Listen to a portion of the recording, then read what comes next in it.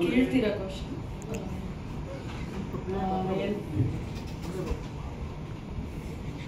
ಎಲ್ರಿಗೂ ನಮಸ್ಕಾರ. ತುಂಬ ಖುಷಿ ಆಗ್ತದೆ. ಎಕ್ಸಾಕ್ಟ್ಲಿ ಲಾಸ್ಟ್ ಇಯರ್ ಈ ಪ್ರಾಜೆಕ್ಟ್ ಶುರು ಆಗಿದ್ದು. ಈ ವರ್ಷ ಇದೇ ತಿಂಗಳು ನಮ್ಮ ಸಿನಿಮಾ ರಿಲೀಸ್ ಆಗ್ತದೆ. ನಾಳೆ ಧಾರವಾಡದಲ್ಲಿ ನಮ್ಮದು ಫಸ್ಟ್ ಶೋ. ನಾನು ಕೂಡ ಇನ್ನೂ ಸಿನಿಮಾ ನೋಡಿಲ್ಲ, ಅಷ್ಟೇ ಕಾತರದಿಂದ ಕಾಯ್ತಾ ಇದ್ದೀನಿ ಸಿನಿಮಾ ನೋಡೋದಕ್ಕೆ. ಡಬ್ಬಿಂಗಲ್ಲಿ ಅಫ್ಕೋರ್ಸ್ ನಾವು ನೋಡಿದ್ವಿ, ಬಟ್ ಫುಲ್ ಫ್ಲೆಡ್ಜಾಗಿ ನೋಡೋಕ್ಕಾಗಿದ್ದಿಲ್ಲ ವಿತ್ ದ ಮ್ಯೂಸಿಕ್. ತುಂಬ ನರ್ವಸ್ನೆಸ್ ಹಾಗೆ ಎಕ್ಸೈಟ್ಮೆಂಟ್ ಎರಡೂ ಕೂಡ ಇದೆ. ಜನರು ತುಂಬ ಚೆನ್ನಾಗಿ ಇದನ್ನು ರಿಸೀವ್ ಮಾಡ್ತಾರೆ, ಅಷ್ಟೇ ಪ್ರೀತಿ ಕೊಡ್ತಾರೆ ನಮ್ಮ ಕನ್ನಡ ಸಿನಿಮಾಕ್ಕೆ ಅಂತ ಅಂದ್ಕೊಂಡಿದ್ದೀನಿ. ಯಾಕೆಂದರೆ ಇಂಥ ಒಂದು ಅದ್ಭುತವಾದ ಸಿನಿಮಾ ನಮ್ಮ ಕನ್ನಡದಲ್ಲೂ ಕೂಡ ಬರ್ತಾ ಇದೆ. ಈ ಸಿನಿಮಾದಲ್ಲಿ ನಾವೇನು ತುಂಬ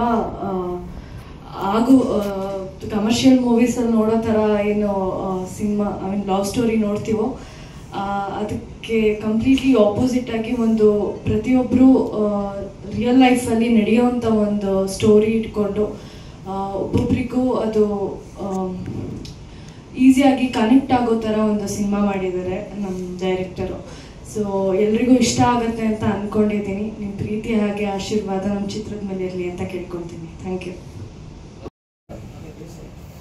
ಅಂದರೆ ನಮಗೆ ಬಂದಿದೆ ಕಾಲ್ಸ್ ಬಂದಿದೆ, ಏನು OTTದು ರೆವಿನ್ಯೂ ಶೇರ್ ಮಾಡೆಲ್ಗೆ ಅದಕ್ಕೆಲ್ಲ ಬಂದಿದೆ. ನಾವಿನ್ನೂ ಅದರದ್ದು ಬಿಸ್ನೆಸ್ ಮಾಡೆಲ್ಗೆ ಹೋಗೇ ಇಲ್ಲ. ಯಾಕಂದರೆ ಈ ಸಲ ನಮ್ಮ ಉದ್ದೇಶ ಇರೋದು ಮುಖ್ಯವಾಗಿ ಈ ಸಿನಿಮಾ ನನ್ನ ಮೇಕಿಂಗ್ ಸ್ಟೈಲ್ನ ಚೇಂಜ್ ಮಾಡ್ಕೊಂಡಿದ್ದು, ಈ ಥರದೊಂದು ಕಥೆನ ಆಯ್ಕೆ ಮಾಡ್ಕೊಂಡಿದ್ದು, ಮಾಡಬೇಕಂತಿರೋದು ಥಿಯೇಟ್ರ್ ಜನ ಬರಬೇಕು.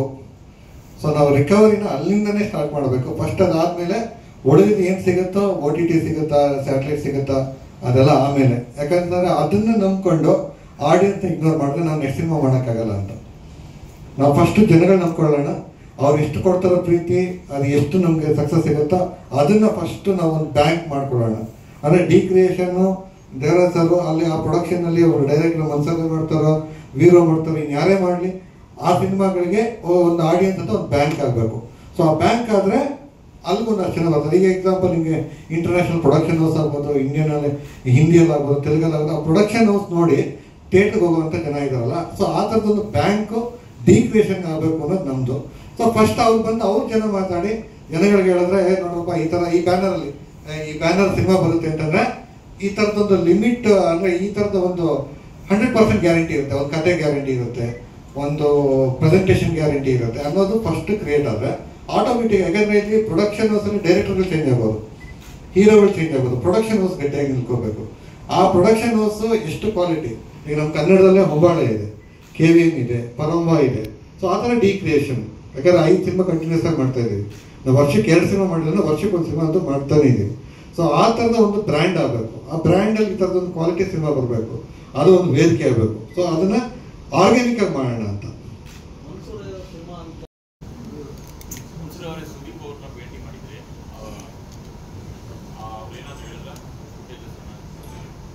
ಅಂದರೆ ಟ್ರೈಲರ್ ಇಷ್ಟಪಟ್ಟರು. ಅಂದರೆ ನಮಗೆ ಅವ್ರು ಈವೆಂಟಿಗೆ ಕರೆಸ್ಬೇಕು ಅಂತಲೇ ಪ್ಲ್ಯಾನ್ ಇತ್ತು, ಬಟ್ ಆಗಲಿಲ್ಲ. ಅವ್ರದ್ದು ಡೇಟ್ಸ್, ಅವ್ರ ಸಿನಿಮಾ, ಹೊಸ ಸಿನಿಮಾ ತಯಾರಿ, ಹಾಗಾಗಿ ನಾವು ಅಲ್ಲೇ ಅವ್ರ ಹತ್ರ ಹೋಗಿ ಅವರೇ ಕರೆದ್ರು, ಬನ್ನಿ ನಾನು ನಿಮಗೆ ಡಿಜಿಟಲ್ ರಿಲೀಸ್ ಮಾಡಿಕೊಡ್ತೀನಿ ಅಂತ ಹೇಳಿದ್ರು. ಸೊ ಹಾಗಾಗಿ ಅಲ್ಲಿ ಹೋದ್ವಿ. ಸೊ ಆಬ್ವಿಯಸ್ಲಿ ನಮ್ಮ ಸಿನಿಮಾ ನೋಡಿದ ತಕ್ಷಣ ಫಸ್ಟ್ ಹೇಳಿದೆ ವಾವ್ ಅಷ್ಟು ಹೇಳಿದ್ರು. ಎಸ್ಪೆಷಲಿ ಮ್ಯೂಸಿಕ್ಕು ಮತ್ತು ಸಿನಿಮಾಟೋಗ್ರಫಿ ವರ್ಕು, ಆಮೇಲೆ ವಿಜಯ್ ಮತ್ತು ಪ್ರಿಯಾಂಕಾ ಅವರ ಆನ್ ಸ್ಕ್ರೀನ್ ಕೆಮಿಸ್ಟ್ರಿ. ಅಂದರೆ ನಿಮಗೆ ಆ್ಯಕ್ಟರ್ಗಳಿಗೆ ಬೇಗ ಗೊತ್ತಾಗುತ್ತೆ. ಅಂದರೆ ಒಂದು ಇಂಟಿಮೇಟ್ ಆಗಿರೋಂಥ ಒಂದು ಹತ್ತಿರ ನೀವು ಕುತ್ಕೊಂಡು ಮಾತಾಡೋಂಥ ಕಾನ್ವರ್ಸೇಷನ್ನು, ಅದು ಕೆಮಿಸ್ಟ್ರಿ ವರ್ಕ್ ಆದರೆ ಮಾತ್ರ ನಿಮ್ಗೆ ಅಲ್ಲಿ ರಿಯಲ್ ಅಂತ ಫೀಲ್ ಆಗುತ್ತೆ. ಇಲ್ಲ ಅಂತಂದರೆ ಎರಡು ದೇಹ ಮಾತಾಡ್ತಾ ಇದೆ ಅನ್ನೋ ಥರ ಗ್ಯಾಪ್ ಬರುತ್ತಲ್ಲ. ಬಟ್ ಇವ್ರದ್ದು ಆ ಒಂದು 2-3 ಸೀನ್ಗಳದ್ದು ಡೈಲಾಗ್ಸ್ ಕೇಳಿ ನೀವು ಇವ್ರದ್ದು ಆನ್ ಸ್ಕ್ರೀನ್ ಕೆಮಿಸ್ಟ್ರಿ ತುಂಬ ಚೆನ್ನಾಗಿದೆ. ಸೊ ಸಿನಿಮಾ ವಿಜುವಲಿ ರಿಚ್ನೆಸ್ ಕಾಣಿಸ್ತಾ ಇದೆ. 100% ನಾವು ಸಿನಿಮಾ ಟೈಮ್ ಮಾಡ್ಕೊಂಡು ನೋಡ್ತೀನಿ ಅಂತ ಹೇಳಿದ್ದಾರೆ. ಸೊ ಸಪೋರ್ಟಾಗಿ ನಿಂತಿದ್ದಾರೆ, ಅದಕ್ಕಿಂತ ಖುಷಿ ಏನಿದೆ. ಫಸ್ಟ್ ಆಡಿಯನ್ಸ್ನ ನಾನು ಟಾರ್ಗೆಟ್ ಮಾಡಿರೋದು. ನನ್ನ ಸಿನಿಮಾದ ಫಸ್ಟ್ ಆಡಿಯನ್ಸ್ ಏನಿರ್ತಾರಲ್ಲ ಅವ್ರನ್ನ ಟಾರ್ಗೆಟ್ ಮಾಡಿ ಅವ್ರಿಗೆ ನಮ್ಮ ಸಿನಿಮಾದ ನಾವು ಟಾರ್ಗೆಟ್ ಮಾಡೋದೇನೆಂದರೆ ಮೇಜರ್ ಆಗಿ ಟೈಟ್ಲು, ರಿಲೀಸ್ ಡೇಟು ಇದನ್ನ ಪರ್ಟಿಕ್ಯುಲರ್ ಆಗಿ ನಾನು ರೀಚ್ ಮಾಡಿಸ್ಬೇಕು ಅಂತ. ಯಾಕಂತಂದ್ರೆ ಸಿನಿಮಾಗೆ ಬರಬೇಕು ಬರಬಾರ್ದು ಅನ್ನೋದು ಅವ್ರ ಇಚ್ಛೆ. ನಮ್ಮದು ಸಾಂಗ್ ನೋಡಿ ಅವ್ರಿಗೆ ಇಷ್ಟ ಆಗಿ ಬರ್ಬೋದು, ಇಲ್ಲ ಟ್ರೈಲರ್ ನೋಡಿ ಇಷ್ಟ ಆಗಿ ಬರ್ಬೋದು, ಇಲ್ಲ ನನ್ನ ಸಿನಿಮಾನ ಪ್ರೀವಿಯಸ್ ಸಿನಿಮಾ ನೋಡಿ ಪ್ರೀವಿಯಸ್ ಸಿನಿಮಾಗಳು ನೋಡಿರೋ ಇಷ್ಟಪಟ್ಟು ಬರ್ಬೋದು, ಇಲ್ಲ ದೇವಸರ್ ಡಿ ಕ್ರಿಯೇಷನ್ದು ಕ್ರೆಡಿಬಿಲಿಟಿ ನೋಡ್ಕೊಂಡು ಬರ್ಬೋದು. ಡಿ ಕ್ರಿಯೇಷನ್ ಅನ್ನೋ ಒಂದು ಲೋಗೋ ನೋಡಿ, ಇಲ್ಲ ವಿಜಯ್ ಕೃಷ್ಣ ಅವ್ರದ್ದು ಹಿಂದಿ ಸಿನಿಮಾ ನೋಡಿರೋ ಆಡಿಯನ್ಸ್ ಇರ್ಬೋದು, ಇಲ್ಲ ಕನ್ನಡ ಸೀರಿಯಲ್ ನೋಡಿರೋ ಆಡಿಯನ್ಸ್ ಇರ್ಬೋದು, ಅವ್ರು ಬರ್ಬೋದು. ಅದನ್ನು ನಾವು ಪ್ರೆಡಿಕ್ಟ್ ಮಾಡೋಕ್ಕಾಗಲ್ಲ ಯಾರು ಯಾಕೆ ಬರ್ತಾರೆ ಅಂತ. ಬಟ್ ಅವ್ರಿಗೊಂದು ಸಿನಿಮಾ ಇದೆ ಅನ್ನೋದು ಗೊತ್ತಾಗಬೇಕು ಅನ್ನೋದು ನಮ್ಮ ಟಾರ್ಗೆಟ್. ಒಂದು ಸಿನಿಮಾ ಇದೆ, ಆ ಸಿನಿಮಾದಲ್ಲಿ ಈ ಥರ ಹಾಡುಗಳಿದೆ, ಆ ಹಾಡಲ್ಲಿ ಟ್ರೈಲರ್ ಈ ಥರ ಇದೆ, ಅದು ಕತೆ ಈ ಥರದ ಒಂದು ಫಾರ್ಮೇಟಲ್ಲಿದೆ ಅನ್ನೋ ವಿಷಯ ಬೇಸಿಕ್ನ ತಲುಪಿಸೋದು. ಯಾಕಂತಂದರೆ ನಾವು ಏನೇ ಪ್ರಚಾರ ಮಾಡಿ ನಾನು ಹೋಗಿ ಕೂತ್ಕೊಂಡು ಕೂಗಾಡಿ ಏನೇ ಮಾಡಿದ್ರು ಆ ಫಸ್ಟ್ ಆಡಿಯನ್ಸ್ ಇರ್ತಾರಲ್ಲ ಅವರು ಆಚೆ ಹೋಗಿ ಏನು ಹೇಳ್ತಾರೋ ಅದ್ರ ಮೇಲೇ ಸೆಕೆಂಡ್ ಶೋ ಇನ್ನೊಂದು ನೆಕ್ಸ್ಟ್ ಶೋಗಳಿಗೆ ಜನ ಬರೋದು. ಇದು ನಾನು ಕಂಡುಕೊಂಡಿರೋಂಥ ಸತ್ಯ. ಯಾಕಂದರೆ ನಾವು ಏನೇ ಹೇಳಿ ನಾವು ರಿಲೀಸ್ ಫಸ್ಟ್ ಟೈಮ್ ಮಾಡಿಬಿಟ್ಟು ಆಚೆ ಬಂದ್ಬಿಟ್ಟು ನಮ್ಮ ಸಿನಿಮಾ ಸೂಪರ್ ಹಿಟ್ ಅಂತ ಏನೇ ಹೇಳ್ಕೊಟ್ರು ಶೋ ಲೆಕ್ಕ ಡಿಸ್ಟ್ರಿಬ್ಯೂಟರ್ ಗೊತ್ತಿರುತ್ತೆ, ಪ್ರೊಡ್ಯೂಸರ್ ಗೊತ್ತಿರುತ್ತೆ ಸರ್. ಸೊ ಅದನ್ನ ಹೇಳಿ ಪ್ರಯೋಜನ ಇರೋಲ್ಲ. ಅಂದರೆ ಅಲ್ಲಿ ಥಿಯೇಟರ್ ಖಾಲಿ ಹೊಡಿದ್ದು ನನ್ನ ಸಿನಿಮಾನ ಹಂಗಿದೆ ಅಂತ ಹೇಳೋದು. ಜನ ಹೋದ್ರೆ ನಮ್ಗೆ ಅದು ಖುಷಿ, ಜನ ಬರಬೇಕು ಅನ್ನೋದೇ ನಮ್ಮ ಉದ್ದೇಶ ಸರ್. ಅದು 708 ಸೀಟ್ ಕೆಪಾಸಿಟಿ ಇದೆ ಸರ್. ಮಲ್ಟಿಪ್ಲೆಕ್ಸ್ ಅಲ್ಲ, ಸಿಂಗಲ್ ಥಿಯೇಟ್ರು. ಪದ್ಮ ಟಾಕೀಸ್ ಅಂತ 1977ರಲ್ಲಿ ಶುರುವಾಗಿರೋಂಥ ಥಿಯೇಟ್ರ್, ಅದು ಹಳೆ ಥಿಯೇಟ್ರು. ಸೊ ನಿಮಗೆ ಅದೊಂಥರ ಸಿಂಗಲ್ ಥಿಯೇಟ್ರನ್ನ ಉಳಿಸೋ ಅಭಿಯಾನದ ಒಂದು ಸಿಂಬಲ್ಲು ಆಗುತ್ತೆ. ಅದ್ರ ಜೊತೆಗೆ ಒಟ್ಟಿಗೆ ಒಂದು ಆ ಥಿಯೇಟ್ರ್ ಎಕ್ಸ್ಪೀರಿಯನ್ಸ್ ಅಂತ ಇರುತ್ತಲ್ಲ ಅದು ಅಲ್ಲಿ ಸಿಗುತ್ತೆ ಅನ್ನೋ ಕಾರಣಕ್ಕೆ ಪದ್ಮ ಟಾಕೀಸ್ ಮಾಡ್ತೀವಿ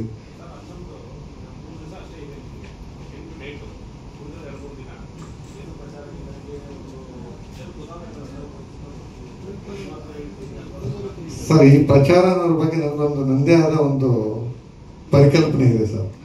ಯಾಕಂತಂದ್ರೆ ನನ್ನ ಹತ್ರ ದುಡ್ಡು ಅಷ್ಟು ಖರ್ಚು ಮಾಡೋ ಇದರಲ್ಲಿಲ್ಲ ನಾನು. ಯಾಕಂದ್ರೆ ಅಷ್ಟು ದುಡ್ಡು ಖರ್ಚು ಮಾಡಿರೋ ಸಿನಿಮಾಗಳು ಗೆಲ್ತಾವೆ ಅನ್ನೋ ಗ್ಯಾರಂಟಿ ಇಲ್ಲ. ಓಕೆ, ಪ್ರಚಾರ ಮಾಡಬೇಕು, ಆಯ್ತಾ? ಸೊ ಪ್ರಚಾರ ಮಾಡಬೇಕು ಅಂತಂದ್ರೆ ಏನು ಮಾಡ್ಬೋದು ಅಂತಂದ್ರೆ ನಾವು ಈ ಸಿನಿಮಾದ ಟೈಟ್ ಅನೌನ್ಸ್ಮೆಂಟು ನಾವು ಪ್ರೆಸ್ ಮೀಟ್ ಮಾಡಿದ್ದೀವಿ ಸರ್. ಓಕೆ, ಸೊ ಅಲ್ಲಿಂದನೇ ಶುರು ಮಾಡಿದ್ದೀವಿ. ಸೊ ಅದು ಎಷ್ಟು ಜನಕ್ಕೆ ರೀಚ್ ಆಗಬೇಕು ಅದನ್ನ ನಾವು ತಲುಪಿದ್ದೀವಿ. ಟಿವಿಯಲ್ಲೂ ಬಂತು, ಪ್ರಿಂಟು ಬಂತು, ಅದನ್ನ ನಾವು ಸೋಷಿಯಲ್ ಮೀಡಿಯಾದಲ್ಲೂ ಬೂಸ್ಟ್ ಮಾಡಿ ಆ ಪ್ರಚಾರ ಮಾಡಿದ್ವಿ. ಅದಾದ್ಮೇಲೆ ನಾವು ಪ್ರತಿಯೊಂದು ಕಂಟೆಂಟ್ನು ಡಿಜಿಟಲ್ಲು, ಸೋಷಿಯಲ್ ಮೀಡಿಯಾ ಮತ್ತೆ ಸುಧೀಂದ್ರ ಸರ್ ಎಲ್ಲ ಪ್ರೆಸ್ ಅವ್ರಿಗೂ ಕವರ್ ಮಾಡಿ ಈ ಒಂದು ಸಂಪ್ರದಾಯ ಏನಿದೆಯಲ್ಲ ಸಿನಿಮಾದ ಅದನ್ನು ಯಾವುದನ್ನು ಮಿಸ್ ಮಾಡಿಲ್ಲ. ಇವನ್ ನಮ್ದೊಂದು ಟೈಟಲ್ ಸಾಂಗ್ನ ಪ್ರೆಸ್ ಮೀಟ್ ಮಾಡಿದ್ದೀವಿ. ಈ ಪಬ್ಲಿಕ್ ಇವೆಂಟ್ಗಳು ಆ ಥರದ ಕಲ್ಪನೆ ನಾನಿಲ್ಲ. ಯಾಕಂತಂದ್ರೆ ಅದು ಒಬ್ಬ ನಮ್ಮಲ್ಲಿಬ್ರು ಒಬ್ಬ ದೊಡ್ಡ ಸ್ಟಾರ್ ಅಂತ ಇದ್ದಾಗ, ಇಲ್ಲ ನಾನೊಬ್ಬ ದೊಡ್ಡ ಸ್ಟಾರ್ ಆದಾಗ ಅಲ್ಲಿ ಜನ ಸೇರ್ತಾರೆ ಸರ್. ಇಲ್ಲ ಅಂತಂದ್ರೆ ನಮಗೆ ಒಂದು 50-100 ಜನ ಸೇರೋದು ಕಷ್ಟ ಇದೆ. ಸೊ ಅದನ್ನ ಪ್ರಾಕ್ಟಿಕಲ್ ಆಗಿರೋದು ಬೆಟರ್ ಅಂತ. ಸೊ ನಮ್ಗೆ ಎಲ್ಲಿ ಜನ ಸೇರ್ತಾರೆ ಅವಾಗ ಆ ಥರದ ಇವೆಂಟ್ಗಳು ಮಾಡೋದ್ರಲ್ಲಿ ಅರ್ಥ ಇದೆ, ನಮ್ದಿಲ್ಲ.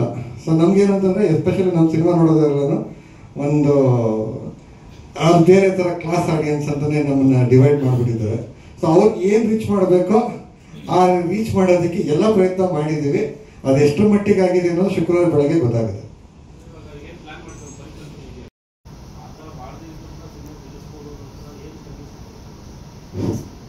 ನನ್ನ ಮೊದಲನೇ ಸಿನಿಮಾಗೆ ನಿಮ್ಗೆ ಹೇಳ್ದಂಗೆ ಆಲ್ಮೋಸ್ಟ್ ಎಲ್ಲ ಅವತ್ತು ನನಗೆ ಸಿನಿಮಾ ಬಗ್ಗೆ ಮಾತಾಡ್ತಿದ್ರು. ಪ್ರಮೋಷನ್ ಇಂಪಾರ್ಟೆಂಟ್ ಅಂತ ನಿಮಗೆಲ್ಲ ಗೊತ್ತೇ ಇರಬೇಕು. 4 ಲ್ಯಾಂಗ್ವೇಜ್ಗೆ 4 ಸ್ಟೇಟಿಂದ ಅಷ್ಟು ಜನ ಫ್ಲೈಟಲ್ಲಿ ತಂದು ಪ್ರಮೋಷನ್ ಮಾಡಿದ್ವಿ ನಾವು. ಟ್ರೈಲರ್ ರಿಲೀಸ್ಗೆ, ಇಯರ್ ಇಂಟ್ರಡಕ್ಷನ್ಗೆ ಡಿಫ್ರೆಂಟ್ ನಿಮ್ಗೆ ಗೊತ್ತಿರುತ್ತೆ. ಹಲವರಿಗೆ ಎಲ್ಲರಿಗೂ ಆ ವಿಚಾರ ಗೊತ್ತಿರುತ್ತೆ ಏನು ಖರ್ಚಾಗಿರುತ್ತೆ ಅಂತ. ಅವತ್ತು ನಾವು ನೋಡಿದ್ವಿ. ಯಾವುದೇ ಸಿನಿಮಾ ಗೆಲ್ಬೇಕಂದ್ರೆ ಈಗ ನನಗೆ ಅರ್ಥ ಆಗಿರೋದು ಈ 5 ಸಿನಿಮಾದಲ್ಲಿ ಬಂಡವಾಳ ಇರೋದು. ಪ್ರಮೋಷನಲ್ ಬಂಡವಾಳ ಮಾಡೋದಕ್ಕಿಂತ ಸಿನಿಮಾದಲ್ಲಿ ಕಂಟೆಂಟು, ಆಕ್ಟರ್ಸು ಬಂಡವಾಳ ಮಾಡಿದ್ರೆ ಡೆಫಿನೆಟ್ ಆಗಿ ಆಡಿಯನ್ಸ್ ಹೋಗ್ತಾರೆ. ಅದಕ್ಕೆ ಎಕ್ಸಾಂಪಲ್ ಆಕ್ಟ್ 1978. ಆಕ್ಟ್ 1978ಗೆ ಅಪ್ಪು ಸರ್ ಟ್ರೈಲರ್ ರಿಲೀಸ್ ಮಾಡಿದ್ರು. ಶಿವಣ್ಣ ಅವರು ಒಂದು ಸಾಂಗ್ ರಿಲೀಸ್ ಮಾಡ್ತಾರೆ, ಟೈಟಲ್ ಸಾಂಗು. ಅದು ಬಿಟ್ಟು ಇದು ಟ್ರೈಲರ್ ರಿಲೀಸ್ದು ಒಂದು ಪ್ರೆಸ್ ಮೀಟ್ ಬಿಟ್ಟರೆ ನಾವು ಡೈರೆಕ್ಟು ಪ್ರೀಮಿಯರ್ ಶೋ ಅಂತಾನೆ ಮಾಡಿದ್ದು ವೀರೇಶ್ ಥಿಯೇಟ್ರಲ್ಲಿ. ಅದಕ್ಕಿಂತ ಹೆಚ್ಚಾಗಿ ಜಾಸ್ತಿ ಏನು ಪ್ರಚಾರ ಮಾಡಿಲ್ಲ, ಬರೀ ಸೋಷಿಯಲ್ ಮೀಡಿಯಾನೇ ಪ್ರಚಾರ ಮಾಡಿದ್ದು. ಅದು ನಾವು ಸಿನಿಮಾ ರಿಲೀಸ್ ಆಗ್ತಾಯಿದೆ ಅಂತ ಹೇಳೋವರೆಗೂ. ಅದಾದ್ಮೇಲೆ ಏನಾಗಿದೆ, ಅದಷ್ಟು ಪ್ರೇಕ್ಷಕರೇನೆ ಪ್ರಚಾರ ಮಾಡಿರೋದು. ಪ್ರೇಕ್ಷಕರು ಪ್ರಚಾರ ಮಾಡಿದ್ರೆ ಯಾವ ಸಿನಿಮಾ ಬೇಕಾದ್ರೆ ಗೆಲ್ಲುತ್ತೆ. ಪ್ರೇಕ್ಷಕರು ಮಾಡಿದಿರ ನಾವು ಸಿನಿಮಾ ತಂಡದವರೇ ಪದೇ ಹೇಳ್ತಾ ಇದ್ರೆ ಅದು ಅಲ್ಲಿ ಹೋಗ್ತಾ ಇಲ್ಲ, ಮುಂದಕ್ಕೆ ಹೋಗ್ತಾ ಇಲ್ಲ ಅನ್ನೋದು ಅರ್ಥ. ಸರ್ ನಮ್ದು ಬಡ್ಜೆಟ್ ರಿಕವರಿ ಆಗಿದೆ ಸರ್. ಸಿನಿಮಾ ಚೆನ್ನಾಗಿದೆ ಇಲ್ಲ ಹೇಳಿ, ಬಡ್ಜೆಟ್ ಪ್ರೊಡ್ಯೂಸರು ಅವ್ರ ಅಕೌಂಟೆಂಟ್ ಅಂತ ನನ್ನ ಇದು ಕಲೆಕ್ಷನ್. ಯಾಕಂದ್ರೆ ಇದು ದೇವರಾಜ್ ಸರ್ ನಮ್ಗಿಬ್ಬರು ಮಾಡಿದೆ ಒಂದು ಕಾಂಟ್ರಾಕ್ಟ್ ಇದೆ. ಕ್ರಿಯೇಟಿವ್ ಎಲ್ಲ ಅವ್ರು ಬರಲ್ಲ, ಕಮರ್ಷಿಯಲ್ ನಾನು ಹೋಗಲ್ಲ ಅಂತ. ಸೊ ಸಿನಿಮಾ ಬಗ್ಗೆ ಮಾತಾಡಿದ್ರೆ ಚೆನ್ನಾಗಿರುತ್ತೆ ಸರ್. ಪ್ರಚಾರ ಬೇಕು. ಸಿನಿಮಾಗೆ ನೀವು ಕಲೆಕ್ಷನ್ ಎಷ್ಟಾಗಿದೆ ಅಂತ ಹೇಳೋದಕ್ಕಿಂತ ಆ ಸಿನಿಮಾ ಎಷ್ಟು ಜನ ನೋಡಿದ್ರು ಅಂತ ನೋಡಿ. ಆಕ್ಟ್ 1970 ಆಯಿತು, 50% ಆಕ್ಯುಪೆನ್ಸಿ ಇತ್ತು, ರೇಟ್ ಇದ್ದು ಜಸ್ಟ್ 100 ರೂಪೀಸ್ ಆಯಿತು. ರೆಗ್ಯುಲರ್ ಆಗಿ ನೀವೆಲ್ಲ ಬೇರೆ ಸಿನಿಮಾಗೆ 200, 300, 500 ಇಟ್ಟಿದ್ರೆ ಅವತ್ತು ನನ್ನ ಕಲೆಕ್ಷನ್ ತುಂಬ ದೊಡ್ಡದಾಗಿದೆ. ಕಲೆಕ್ಷನ್ ಅಂದರೆ ಎಷ್ಟು ಆಡಿಯನ್ಸ್ ಆ ಸಿನಿಮಾ ನೋಡಿದ್ರು, ಆ ಸಿನಿಮಾನ ಎಷ್ಟು ಜನ ಎಂಜಾಯ್ ಮಾಡೋದು, that is most important. One day collection ಬರುತ್ತೆ, ಅಲ್ಲಿವರೆಗೂ ವೆಯ್ಟ್ ಮಾಡಿ. ಡಿಕ್ರಿಯೇಷನ್ಸಿಂದ ನೀವು ನಿರೀಕ್ಷಿಸಬೇಕಾಗಿರೋದು ತುಂಬ ಇದೆ, ಬರುತ್ತೆ. ಪ್ರೀಮಿಯರ್ ಶೋ ನಾವು ನಾಳೆ ಮಾಡ್ತಾ ಇದೀವಿ ಸರ್. ಧಾರವಾಡ ಪ್ರೀಮಿಯರ್ ಶೋ ಇದೆ. ಇಲ್ಲಿ ಬೆಂಗಳೂರಲ್ಲಿ ಶುಕ್ರವಾರ ಬೆಳಗ್ಗೆ ಫಸ್ಟ್ ಡೇ ಫಸ್ಟ್ ಶೋ ನೋಡೋಣ ಅಂತ PVR ಕೋಣಂಕುಂಟೆ ಕ್ರಾಸ್ ಅಲ್ಲಿ ಶೋ ಪ್ಲಾನ್ ಮಾಡ್ತಾ ಇದ್ದೀನಿ. ಅದು ನನ್ನ ಆಯ್ಕೆ ಅದು. ಅದಕ್ಕೆ ನಿಮ್ಮನ್ನ ಎಲ್ಲರೂ ದಯವಿಟ್ಟು ಬನ್ನಿ ಅಂತ ರಿಕ್ವೆಸ್ಟ್ ಮಾಡ್ಕೊತಾ ಇದ್ದೀನಿ. ಇದು ಡಿಸ್ಟೆನ್ಸ್ ಅಂತ ಅದನ್ನ ಅವಾಯ್ಡ್ ಮಾಡಬೇಡಿ. ಮೆಟ್ರೋ ಇದೆ, ಇಲ್ಲ ಬೇರೆ ಏನಾದ್ರು ವ್ಯವಸ್ಥೆ ಮಾಡಬೇಕಾದ್ರೆ ಅದನ್ನೇನು ಪ್ಲಾನ್ ಮಾಡೋಣ. ಅಲ್ಲಿ ನನಗೆ ಈ ಬೆಂಗಳೂರಲ್ಲಿ ಮಲ್ಟಿಪ್ಲೆಕ್ಸ್ ಅಲ್ಲಿ ಐಮ್ಯಾಕ್ಸ್ ಸ್ಕ್ರೀನ್ ಅಂತ ಬಿಟ್ಬಿಟ್ರೆ ನನಗೆ ಊರ್ವಶಿ ತುಂಬಾ ಇಷ್ಟವಾದ ಥಿಯೇಟ್ರು. ಸೊ ಆ ಸ್ಕ್ರೀನು, ಆ ದೊಡ್ಡ ಹಾಲು, ಆ ಸೌಂಡು, ಇವೆಲ್ಲ ತುಂಬಾ ಇಷ್ಟ ನನಗೆ. ಸಿನಿಮಾನ ಅಂದರೆ ಸಿಂಗಲ್ ಸ್ಕ್ರೀನಲ್ಲಿ ಎಂಜಾಯ್ ಮಾಡ್ಕೊಂಡು ಬಂದವನು. ಆ ಥರದ ಫೀಲ್ ಕೊಟ್ಟಿದ್ದು PVR ಕೋಣಂಕೋಟೆ ಕ್ಲಾಸ್ ಅಲ್ಲಿ ಸ್ಕ್ರೀನ್ 5 ಸರ್. ತುಂಬಾ ಅದ್ಭುತವಾದ ದೊಡ್ಡ ಸ್ಕ್ರೀನ್ ಇದೆ. PXL ತುಂಬಾ ಚೆನ್ನಾಗಿದೆ. ಅಂದ್ರೆ ನಿಮಗೆ ಸಿಂಗಲ್ ಥಿಯೇಟರ್ ಏನ್ ಮಿಸ್ ಮಾಡ್ಕೊತಾ ಇದೀವಲ್ಲ ಬೆಂಗಳೂರಲ್ಲಿ, ಅದು ಸಿಗುತ್ತೆ. ಸೊ ಆ ಕಾರಣಕ್ಕೆ ದಯವಿಟ್ಟು ಅಲ್ಲಿಗೆ ಬನ್ನಿ. ಅಂದ್ರೆ ಈ ಸಿನಿಮಾನ ಶೂಟ್ ಮಾಡೋವಾಗಲೂ ಅಷ್ಟೇ ನಾವು ಪರ್ಟಿಕ್ಯುಲರ್ ಆಗಿ ಅಲೆಕ್ಸಾ LF ಯೂಸ್ ಮಾಡಿದ್ವಿ, ಮಿನಿ LF ಲಾರ್ಜ್ ಫಾರ್ಮೇಟ್ ಅಂತಾನೆ. ಯಾಕೆ ಅಂತಂದ್ರೆ ನನಗೆ ಆ ದೊಡ್ಡ ಸ್ಕ್ರೀನ್ಗೆ ವಿಜುವಲ್ಸ್ ಹಾಗೆ ಕೂರ್ಬೇಕು ಅಂತ. ಸೊ ಮ್ಯೂಸಿಕ್ ಮಾಡೋವಾಗಲೂ ಅಷ್ಟೇ ಥಿಯೇಟರ್ ಸೌಂಡ್ ಅಂತಾನೆ ಪ್ಲಾನ್ ಮಾಡಿ ಥಿಯೇಟರ್ಗಳಿಂದಾನೆ ಅದನ್ನು ಮಿಕ್ಸಿಂಗ್ ಮಾಡಿದ್ದೀವಿ. ಅಂದ್ರೆ ನನ್ಗೆ ಏನಂದ್ರೆ ನಾನು ಒಬ್ಬ ಸಿನಿಮಾ ಪ್ರೇಕ್ಷಕನಾಗಿ ಸಿಂಗಲ್ ಥಿಯೇಟರ್ ಅಲ್ಲಿ ಹೊಡೆದಾಡಿ ಟಿಕೆಟ್ ತಗೊಂಡು ಸಿನಿಮಾನ ವಿಸಿಲ್ ಹೊಡೆದು ಗಾಂಧಿ ಕ್ಲಾಸ್ ಅಲ್ಲಿ ಎಂಜಾಯ್ ಮಾಡಿ ಬಂದವನು. ಬರೀ ಮಲ್ಟಿಪ್ಲೆಕ್ಸ್ ಅಂತ ಕಾನ್ಸಂಟ್ರೇಟ್ ಮಾಡೋದ್ರಿಂದ ಪ್ರೇಕ್ಷಕರನ್ನ ಕಳ್ಕೊತಾ ಇದೀವಲ್ಲ, ಅದನ್ನ ವಾಪಸ್ ಪಡೆಯೋದಕ್ಕೆ ಈ ಸಿನಿಮಾ ಪ್ರಯತ್ನ ಮಾಡ್ತಾ ಇದೀವಿ. ನೋಡೋಣ, ದಯವಿಟ್ಟು ಅಲ್ಲಿಗೆ ಬನ್ನಿ ರಿಕ್ವೆಸ್ಟ್ ಮಾಡ್ಕೊತಾ ಇದ್ದೀನಿ. Good evening. ನಿರ್ದೇಶಕರ ನಾನು ಮಾತಾಡೋದೇನು ಇರಲ್ಲ, ಒಬ್ಬನೇ ಕೇಳ್ತೀನಿ ಏನು ಮಾತಾಡೋದು.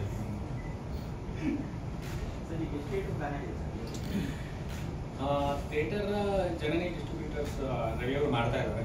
ಸೊ ಅವರು ಮೇ ಬಿ ಇವತ್ತು ಸಂಜೆ ಅಥವಾ ನಾಳೆಗೆ ನಮಗೆ ಮ್ಯಾಕ್ಸಿಮಮ್ ಆಲ್ ಓನ್ಲಿ. ಸೊ ಏನಂತಾರೆ, ನಾವು ಜಾಸ್ತಿ ದೊಡ್ಡದಾಗಿ ರಿಲೀಸ್ ಮಾಡ್ತಾ ಇಲ್ಲ ಸರ್. ಒಂದು ಲಿಮಿಟ್ ಅಲ್ಲಿ. ಈಗ ಪ್ರೀವಿಯಸ್ ಸಿನಿಮಾಗಳಿಗೆ, ಕನ್ನಡ ಸಿನಿಮಾಗಳಿಗೆ ಕನ್ನಡ ಪ್ರೇಕ್ಷಕರು ಎಲ್ಲಿ ಜಾಸ್ತಿ ಫುಟ್ಫಾಲ್ ಇದೆಯೋ ಆ ಸ್ಕ್ರೀನ್ಗಳನ್ನ, ಆ ಥಿಯೇಟರ್ಗಳನ್ನ ಅಂದ್ರೆ ಒಂದು ಲಿಸ್ಟ್ ಮಾಡಿದ್ದೀವಿ. ಆ ಥಿಯೇಟರ್ ಮಾತ್ರ ರಿಲೀಸ್ ಮಾಡ್ತಾ ಇದೀವಿ. ಅದು ನಂಬರ್ ಒಂದು 40 ಸಿಗ್ಬೋದು, 50 ಸಿಗ್ಬೋದು. ಅಂದ್ರೆ ಕನ್ನಡ ಆಡಿಯನ್ಸ್ ಫುಟ್ಫಾಲ್ ಜಾಸ್ತಿ ಇರುವಂತ ಸ್ಕ್ರೀನ್ಗಳನ್ನ.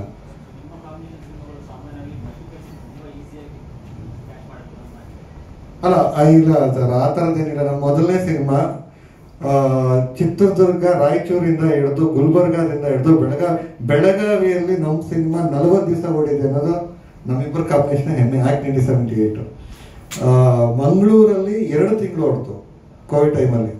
ಆಕ್ಟ್ 1978 ಕುಂದಾಪುರದಲ್ಲಿ ಸೆಕೆಂಡ್ ವೀಕ್ ರಿಲೀಸ್ ಆಗಿ ಅಲ್ಲಿ 3 ದಿವಸ ಹೋಯ್ತು. ಅಂದ್ರೆ ಸಿನಿಮಾ ಚೆನ್ನಾಗಿರೋದನ್ನ ಅದು ಸ್ಪ್ರೆಡ್ ಆಗಬೇಕು, ವಿಷಯ ಮುಟ್ಟಬೇಕು. ಈ ಸರಿ ಅಂದ್ರೆ ವಿಷಯ ಮುಟ್ಲಿ ಅಂತಾನೆ ನಾವು ಧಾರವಾಡಕ್ಕೆ ಹೋಗ್ತಾ ಇದೀವಿ. ಸೊ ಒಳ್ಳೆ ಸಿನಿಮಾ ಅಂತ ಅನ್ಸ್ಕೊಂಡ್ರೆ ಖಂಡಿತ ಪ್ರೇಕ್ಷಕರ ಸಪೋರ್ಟ್ ಸಿಗುತ್ತೆ ಅನ್ನೋ ಒಂದು ನಂಬಿಕೆ ಮೇಲೆ. ಬಟ್ ನಾವು ಡೇ 1 ಸ್ವಲ್ಪ ಕಡಿಮೆನೇ ಸ್ಕ್ರೀನ್ ಹಾಕ್ತೀವಿ, ಉದ್ದೇಶಪೂರ್ವಕವಾಗಿ ಕಡಿಮೆ ಮಾಡ್ತಾ ಇದ್ದೀವಿ, ಅಲ್ಲಿಂದ ಸ್ಪ್ರೆಡ್ ಆಗಲಿ ಅಂತ. ಯಾಕಂದ್ರೆ ಆಕ್ಟ್ 1978 ಫಸ್ಟ್ ಸ್ಕ್ರೀನಿಂಗ್ ಆಗ್ತಾಗ 60-70 ಸ್ಕ್ರೀನ್ ಇದ್ದಿದ್ದು. ಬಟ್ 25 ಡೇಸ್ಗೆ ಅರೌಂಡ್ ಎಲ್ಲರೂ ಥಿಯೇಟರ್ಸ್ ಓಪನ್ ಮಾಡಿಬಿಟ್ಟು 160 ಸ್ಕ್ರೀನ್ ಏನೋ ಆಯಿತು. ಸೊ ಆ ಥರದ ಒಂದು ಪಾಸಿಟಿವ್ ಹೋಪಲ್ಲೇ ಈ ಸಿನಿಮಾನ ರಿಲೀಸ್ ಪ್ಲಾನ್ ಮಾಡ್ತಾ ಇದ್ದೀವಿ ಸರ್. ನಾವು BC ಸೆಂಟರ್ ಅನ್ನೋದಕ್ಕಿಂತ ಯಾವ ಥಿಯೇಟರ್ ಅವರು ನಾವು ನಿಮ್ಮ ಸಿನಿಮಾ ಕೊಡಿ ನಾವು ಹಾಕ್ತೀವಿ ಅಂತೀರ ಅವ್ರು ಕೊಡ್ತೀವಿ. ಪರ್ಸೆಂಟೇಜ್ ಮೇಲೆ ರೆಂಟ್ ಕೊಡೋಷ್ಟು ಸಾಮರ್ಥ್ಯ ನಮ್ಮ ಕಡಿಮೆ ಸರ್. ಧಾರವಾಡಕ್ಕೆ ಅದಕ್ಕೆ ನಂತರ ಎಮೋಷನಲ್ ಕನೆಕ್ಷನ್ ಇದೆ. ಏನಂತಂದ್ರೆ ನಂದು 4 ಸಿನಿಮಾ, ಪ್ರೀವಿಯಸ್ 4 ಸಿನಿಮಾಗಳನ್ನ ಧಾರವಾಡದಲ್ಲಿ ಶೋಸ್ ಮಾಡಿದ್ದೀವಿ. ಅಂದರೆ ಅಲ್ಲಿ ಅವರು ಒಂದೊಂದು ಸಿನಿಮಾ 4ಕ್ಕಿಂತ ಜಾಸ್ತಿ ಶೋ ಮಾಡಿದ್ದಾರೆ. ಅದ್ರ ಜೊತೆಗೆ ನನಗೆ ಆ ಕಡೆ ಬೆಳಗಾವಿ, ಕೊಪ್ಪಳ, ಬಾಗಲಕೋಟೆ, ಹುಬ್ಬಳ್ಳಿ, ಆ ಎಲ್ಲ ಇದಕ್ಕೂ ಒಂದೊಂದು ಸೆಂಟರ್ ಥರ ತುಂಬ ಜನ ಅಲ್ಲಿ ಬಂದು ಮೀಟ್ ಮಾಡೋದು. ಧಾರವಾಡ ಜೊತೆ ಬೇರೆನೇ ಕನೆಕ್ಷನ್ ಇದೆ. ಅದ್ರ ಜೊತೆಗೆ ನಾವು ಈ ಥೀಮ್ಗೆ ದಕ್ಷಿಣ ಧ್ರುವದಿಂದ ಉತ್ತರ ಧ್ರುವಕ್ಕೂ ಅಂತ ಮಾಡಿದ್ದೀವಿ. ಸೊ ಬೇಂದ್ರೆ ಅವರ ಉತ್ತರ ಧ್ರುವದಿಂದ ದಕ್ಷಿಣ ಧ್ರುವಕ್ಕೂ ಹಾಡಿನಲ್ಲಿರುವಂಥದ್ದನ್ನ ನಾವು ಅವ್ರಿಗೇನೆ ಒಂದು ಅಂದರೆ ದಕ್ಷಿಣದಲ್ಲಿದ್ದೀವಿ ನಾವು, ಇಲ್ಲಿಂದ ಉತ್ತರದ ಕಡೆಗೆ ಸಿನಿಮಾ ಪಯಣ ಅಂತ. ಸೊ ಅದು ಸಾಹಿತ್ಯಕ್ಕೆ ಹೆಸರುವಾಸಿ ಅಂತಾರೆ. ಸೊ ನನ್ನ ಸಿನಿಮಾದಲ್ಲಿ ಆ ಸಾಹಿತ್ಯಕ್ಕೆ ತುಂಬ ಗಮನ ಕೊಡ್ತೀನಿ. ಅಂದರೆ ಒಂದು ಕಂಟೆಂಟ್ ವೈಸ್ ಆಗ್ಬೋದು, ಸೊಗಡನ್ನ ಅಂದರೆ ಕನ್ನಡದ ಅಂದರೆ ಈ ನೆಲದ ಕಥೆಗಳನ್ನ, ಅಂದರೆ ಕನ್ನಡ ಅಂತಂದರೆ ಬರೀ ಭಾಷೆ ಅಂತಲ್ಲ, ಇಲ್ಲಿರೋ ಪ್ರತಿಯೊಬ್ಬ ಸೊಗಡು ಏನಿದೆ, ನೆಲದ ಸೊಗಡೇನಿದೆ ಅದನ್ನು ನಾನು ಸಿನಿಮಾಗಳಲ್ಲಿ ಆದಷ್ಟು ಅಡಾಪ್ಟ್ ಮಾಡೋಕ್ಕೆ ಟ್ರೈ ಮಾಡಿದ್ದೀನಿ. ನನ್ನ ಮೊದಲನೇ ಸಿನಿಮಾ ಹರಿವು, ಅದು ಕೊಪ್ಪಳದ ಸ್ಟೋರಿ. ಶೂಟ್ ಮಾಡಿದ್ದು ಅಲ್ಲೇ ಬಳ್ಳಾರಿ, ಹೊಸಪೇಟೆ ಸುತ್ತಮುತ್ತ, ಗಂಗಾವತಿ ಸುತ್ತಮುತ್ತ ಶೂಟ್ ಮಾಡಿದ್ದು. ಆದಿತ್ಯ ಚೆನ್ನಾಗಿ ಬೆಂಗಳೂರಲ್ಲಿ ಶೂಟ್ ಮಾಡಿದ್ರು. ಶಿವಮೊಗ್ಗ, ದಾವಣಗೆರೆ, ಹುಬ್ಬಳ್ಳಿ ಕಡೆ ತುಂಬ ಒಳ್ಳೆ ರೆಸ್ಪಾನ್ಸ್ ಬಂತು ನನಗೆ. ಇವನ್ ತುಮಕೂರು, ಚಿತ್ರದುರ್ಗ ಅಂದರೆ ನನಗೆ ಅದನ್ನು ಕ್ಲಾಸ್ ಅಂತ ಡಿವೈಡ್ ಮಾಡೋದಕ್ಕಿಂತ ಧಾರವಾಡ ಸುತ್ತಮುತ್ತ ನನ್ನ ಸಿನಿಮಾನ ಇಷ್ಟಪಡೋ ಅಂತ ಒಂದು ಒಳ್ಳೆ ಸದಭಿರುಚಿ ಪ್ರೇಕ್ಷಕರು ನನಗಿದ್ದಾರೆ. ಸೊ ಆ ಕಾರಣಕ್ಕೆ ಧಾರವಾಡನ ಚೂಸ್ ಮಾಡಿದ್ವಿ.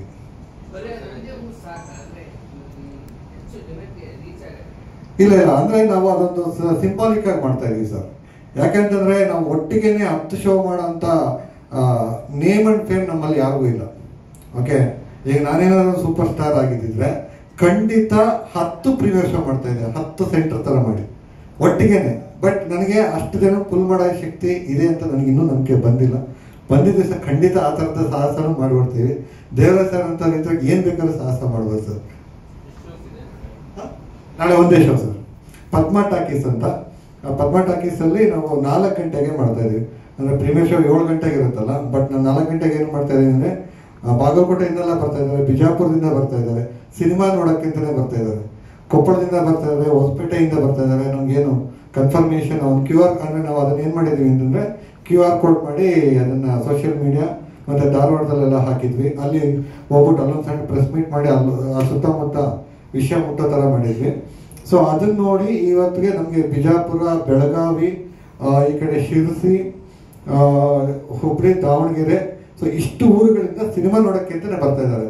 ಅವ್ರು ವಾಪಸ್ ಹೋಗೋದಕ್ಕೆ ಅನುಕೂಲ ಆಗಲಿ ಅಂತ 4 ಗಂಟೆಗೆ ಶುರು ಮಾಡ್ತಾ ಇದೀವಿ.